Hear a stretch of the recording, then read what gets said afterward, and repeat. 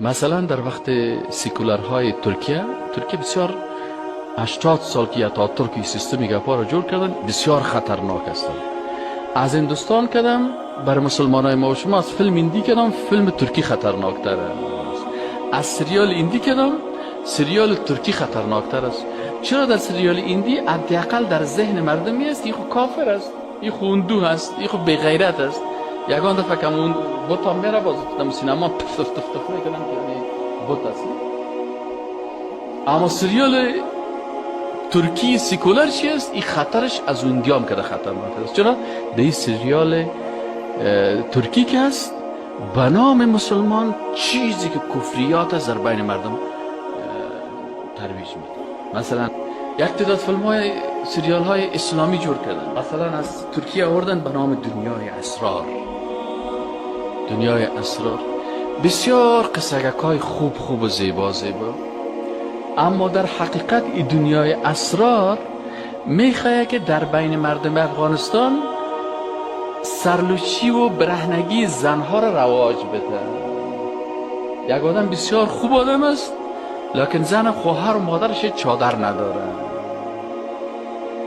در خانهشان مثلا شراب گپ عادی هست. اینالی چی میشه؟ اینالی در حقیقت تو ظاهر فیلم مسائل میکنی. از این خاطر علما میگن یکی بصارت است، یکی بصیرت است. بصارتی است که تو با حس بصریت با نظر چشم سیل میکنی، بصیرتی است که با نظر قلب سیل میکنی. برای چشمت روشنی آفتاب نیاز است، برای قلبت روشنی ایمان، نور آفتاب و نور ایمان. ایناله چشمت با نور آفتاب میبینه، ما تو با چشم خود مثلا فیلم مسائل میکنیم، والا چه خوب آدم بود، سیف چقدر دیندار بودن، چقدر مسلمان بودن. ایناله اگر تو با بصیرت قلبیت سیل کنی، اوهو این سریال، این فیلم، این خو اگر از یک طرف یک قصه که اسلامی خوبه بر ما گفت، از طرف دیگه مغز کلگی را آماده ساخت برای چی؟ که اونا کل دیندارا هستن، خوب نمازخوان است، خوب دیندار است، لکن زنایش کت جراب و سرایشان لچ است، پولایشان لچ است. اینا حالا که باز بریم میگه این سه که دنیای اسرار دیدی با چه خوب مردم هستن و بد مردم هستن، نه خوب مردم هستن. در حقیقت این چی است؟ این یکی از دامهای شیطان است. این انسان مسلمان باید بفهمه که شیطان از کدام را در وجود ما داخل میشه. دشمنای اسلام میگن بهترین وسیله برای سیکولر ساختن، بیدین ساختن، گمراه ساختن مردم چی است؟ رسانه ها هست. از این خاطر زیاد سر رسانه ها مصرف میکنن. مسلمان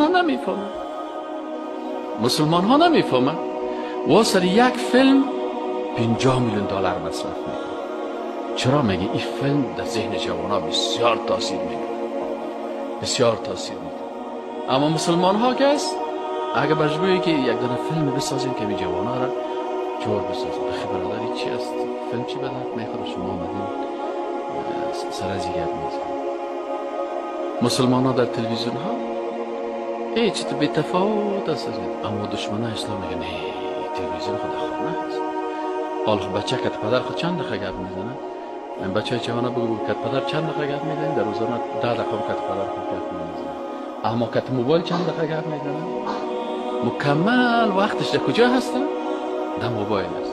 آلی جوان بیدینی، گمراهی، اعمال زشت کلش از چی یاد گرفت؟ از این رسانه یاد گرفت. از این خاطر یکی از اسالیب جنگ فکری دشمنای اسلام چی است؟ ترکیز و فوکس سر چی است؟ سر رسانه ها. من یدری ما حل بعمر